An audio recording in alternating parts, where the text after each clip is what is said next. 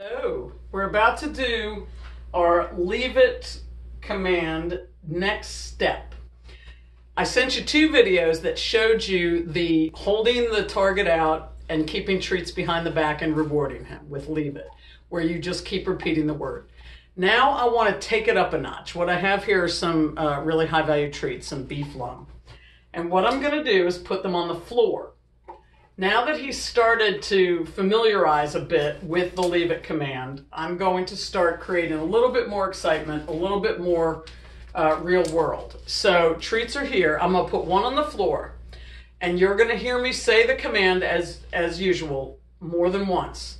But what I'm going to do is push him back and require him to give the thing space. You remember the day you dropped him off when I showed you about giving space. Space is respect. So I'm going to mix that kind of ownership up with the leave it command. Here, dude, come here. Okay, so here we go. Get in the camera. Leave it.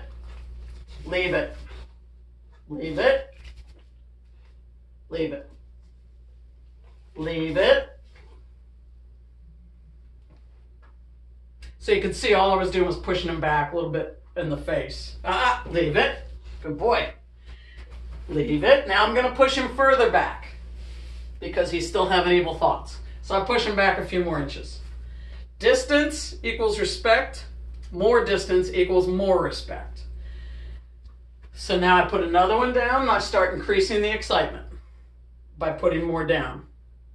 I think you can see him. Let me make sure you can. Here we go. There he is.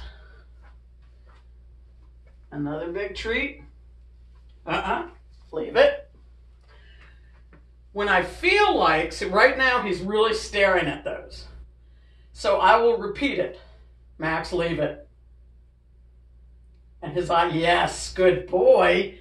His eyes shifted to me. I'm going to reward that. Leave it.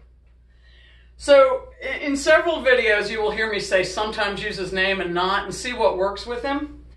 Now I'm doing what we call proofing, where we see how strong is this understanding? I'm going to pass in front of the camera and walk behind Max. And you see him follow me. Leave it. Good boy. This is excellent. So what I'm going to do, this has been a terrific exercise, is I'm going to pick these treats up. I do not release him. I don't want him to think that they're actually his. I'm going to pick them back up and then I'm going to reward him. Okay, good boy, buddy. Good boy. So, this is the next step.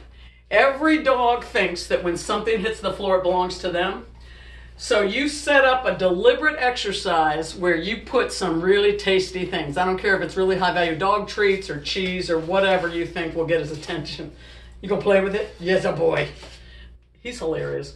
So you put it on the floor, and you saw what I did just with the back of my hand. I backed him up, and as I did it, I said, leave it. And I repeated the word rhythmically. Notice I never yelled it. I never raised my voice.